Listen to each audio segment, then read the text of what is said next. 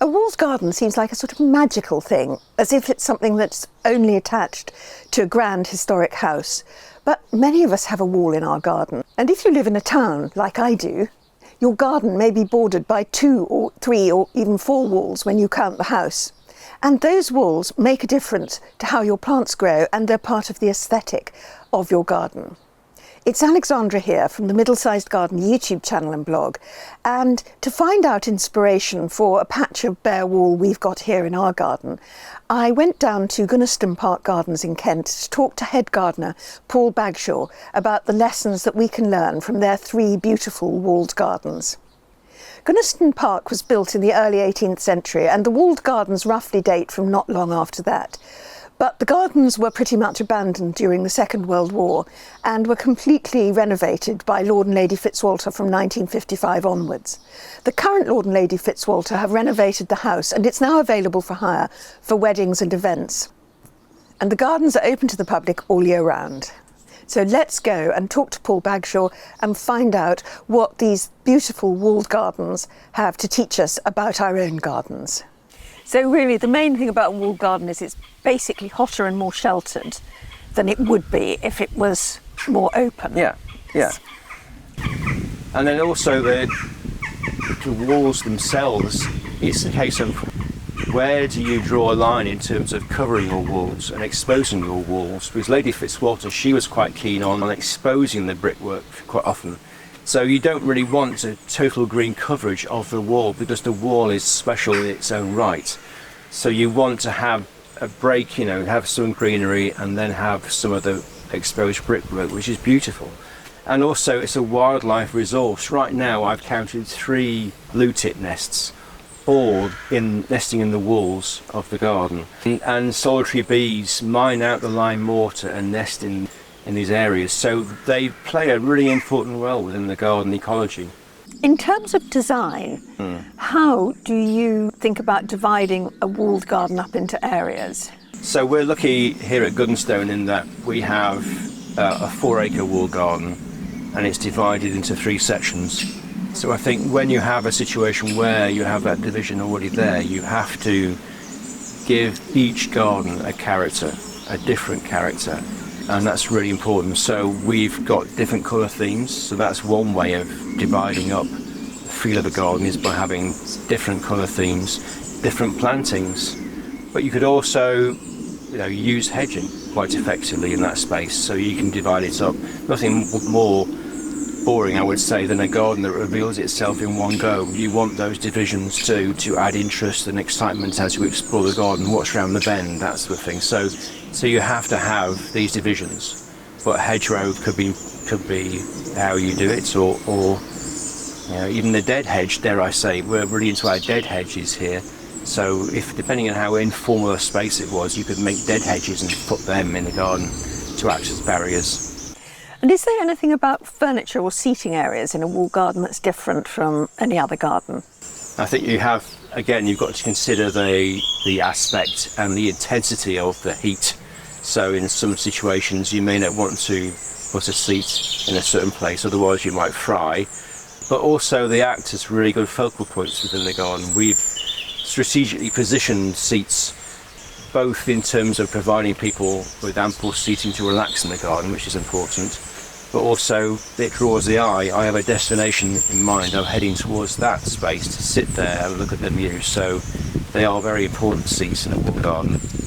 What about things like trellises and wires and things like that supporting plants in a walled garden? Is there something you have to bear in mind, particularly if you've got an old or historic wall? I think one of my major pet hates, I haven't got very many, but one is when you support plants and it's a case of, oh, that will do. So the supports of a plant are important, and they should look correct and in keeping with the walled garden. And so you need to have them really marrying up with the surroundings. That's really important. One story that we have is we have a very large wisteria planted in the 1920s, and it covers an entire wall. And one winter's day I came into the garden, snow was everywhere, and I walked into a site I won't forget, because the wisteria was on the ground. And so the weight of the snow had pulled it off the wall, and because all the fixings were in the lime mortar, it was very easy to do that. So we learnt our lesson there. So from that point onwards, I learned that if it's a really heavy, large climber, you need to make sure that these things are fixed in properly, and maybe not in the lime mortar, but actually into the brick itself.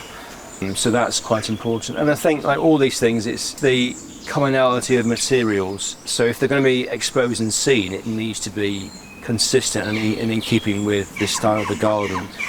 But again, if you should always think about not showing it. So if it's wire and it's hidden away, that's good as well. What you don't want is to have a higgledy-pigglediness of different meshes and all sorts whacked on the wall, because that's part of the aesthetics of the garden, is what it's growing on.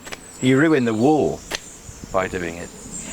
And in terms of a trellis as well, hanging a trellis on a wall, presumably that's the same thing as just make sure it's properly secured and isn't going to come down when it grows, something grows on it too heavily. Yeah, and making a trellis yourself. I mean, I've got a book at home, this is how sad I am, I've got a book on trellis designs. So you can make your own trellis. You can go and buy roof battens or something and then make your own and create different shapes and patterns so you're making a work of art out of that before the plant goes on. And the colour of it too, perhaps it needs to be black or something, rather than just people buy it and it's brown, goes on the wall and that's it. Paint it a different colour in keeping with the garden. What about pests and diseases? Are they any worse in walled gardens because it's a more sheltered space?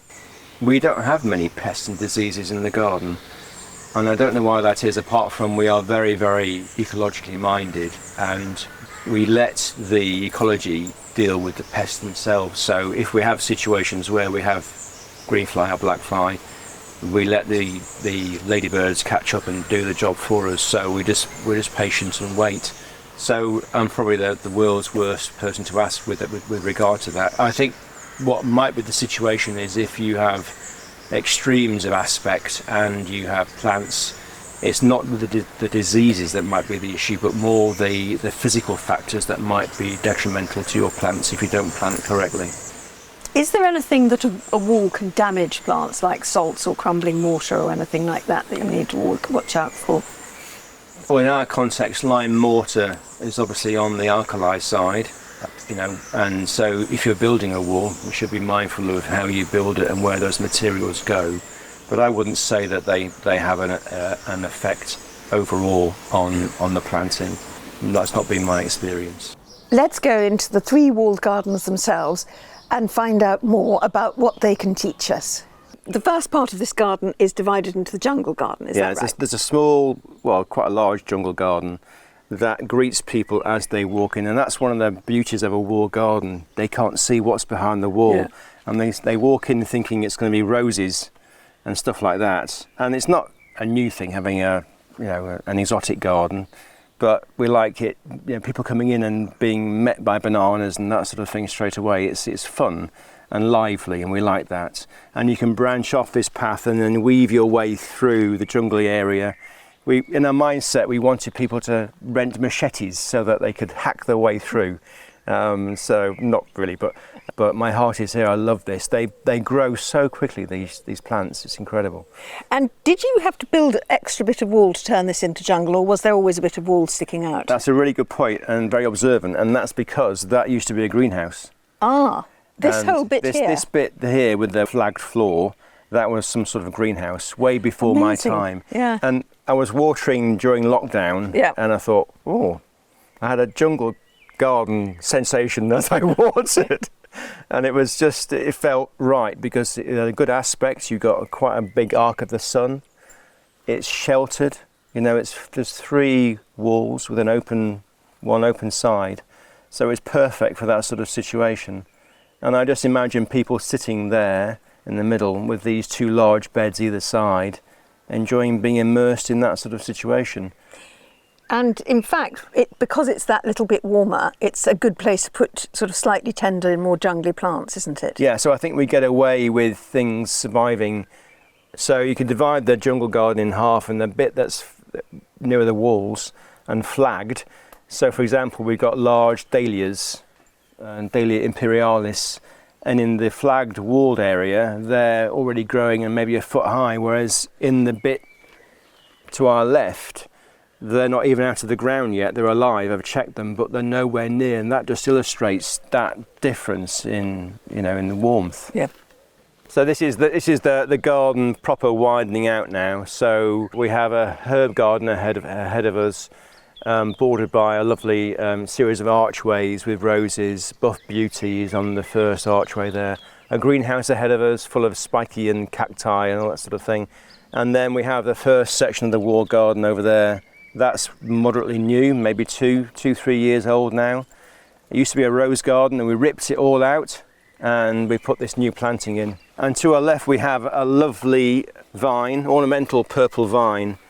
It gets more dark as the year progresses, and we use that as part of the planting scheme for this part of the garden. Burr prune this in late summer, autumn, and again it's quite nice because you've got a plant on the wall adding interest, but you can still see the old brickwork behind. I love that combination of the two. It's not blanking out the entire wall. When you garden, you have to continually reappraise. Is that bit of the garden doing what it should be doing? Is it doing what you want it to do?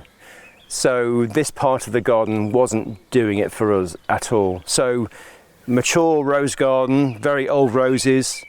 After that first flush of flowering, the theme was rust and black spot and criticism. So we decided no.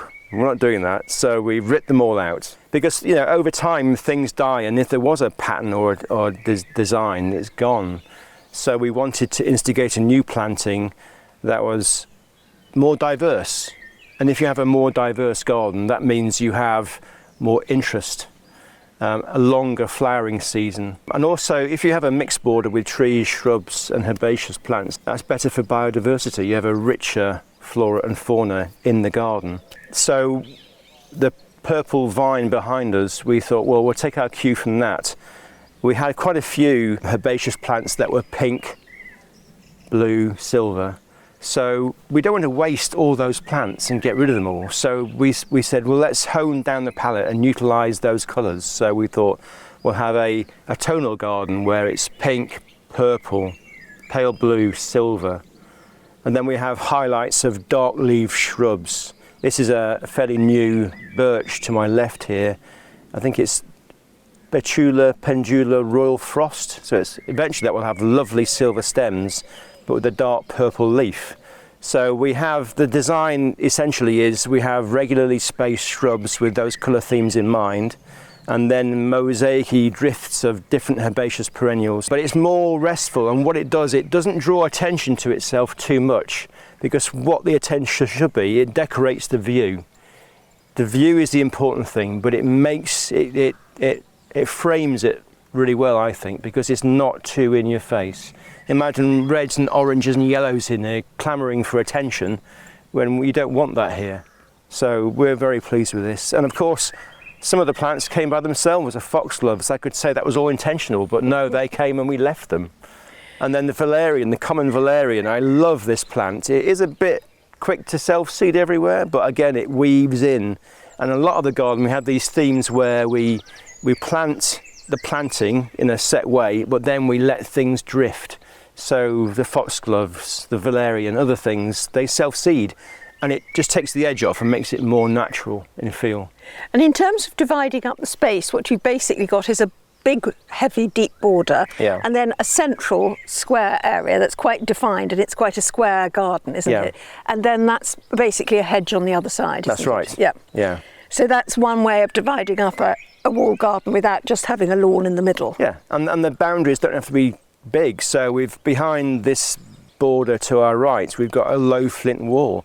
So it doesn't have to be a big blocky division. It could be just an accent point, or saying that garden is now ending, there's a transition to a new garden, and it just gives it the character, the individuality by framing it. So this is a different feel again. It's much more open. So how has this walled garden been planned?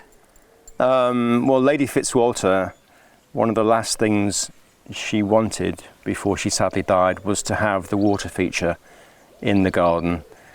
We did call it a rill, but I think it's more of an ornamental pond. It's too wide and not flowing, all those sorts of considerations. But she really wanted it for the reflection of the church in the water. And then this naughty head gardener put water lilies in, so she'll be turning in her grave right now, not being very happy at all. But it's also more contemplative, because if you widen and open where you're moving, it gives you a sense of freedom when it opens. But then if it narrows and narrows a lot, then you become more vigilant and more attentive of what's around you, so you can affect your psyche by changing the path size and opening and closing it. So this is very deliberately much wider open than the previous section of the garden, which really brings in the colour and the texture. It's still all just framing that view, because that's the number one, the most important thing. So obviously that's what we don't want to hinder, but we decorate the edges, as it were. And I think the water feature really helps add to that focal point, because you're seeing two images of the church. And then again, we talked about dividing up walled gardens. We've got these two yew buttresses sticking out into the borders here. And then that enables us to change the personality of the border. We go from a white garden to a pinky brown, purple border, yellow blue and yellow orange. And as I said before, over in that corner, in theory, it should be yellow and orange, and it's quite bright in that corner, and it suits that pattern there. So this is another atmosphere again in this garden, isn't it? So in the other gardens, the colours are fairly well considered. And I wouldn't say we plant here to clash, but we're a bit freer with what goes where, which I quite like that. So we don't worry about the yellow going with, I don't know, the red or whatever. And then the design allows us to have repeat flowering of different things across the whole season till October. So we work really hard in having the garden have flowering interest for a long duration. So the feeling is it's a bit more not claustrophobic, but you're a bit more intimate with the plants here. It's more in your face. Still framing the church, but it's lovely and blousy and excessive. Just like Margaret, Lady Fitzwalter, she loved that effusive cottage garden writ large feel. That was her vibe, as it were. So over behind me here we have the wisteria, and it moves from the wall and hangs down. And there's a good reason for that too, because a while back we had so many pigeons eating the flowers that we'd have two flowers. We'd do all the correct pruning and have two flowers. There's no justice. So let's find a way where we can get flowers, and that was by not following the rules, as it were. So we let it flower, and therefore all these stems are a bit floppier, so the fat old wood pigeons don't get a purchase, so they fall off.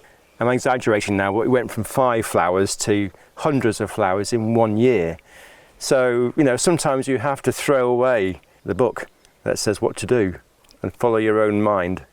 When I first started gardening, I didn't realise that great big grand gardens could teach me things about my own garden and would provide inspiration. But actually visiting grand gardens really does do that. So if, for example, you're thinking of doing something like having a rockery, go and look at grand garden rockeries. So don't miss this video coming up next with the rockery in Doddington Place Gardens in Kent, because that has got lots of ideas about how to create a rockery. And thank you for watching. Goodbye.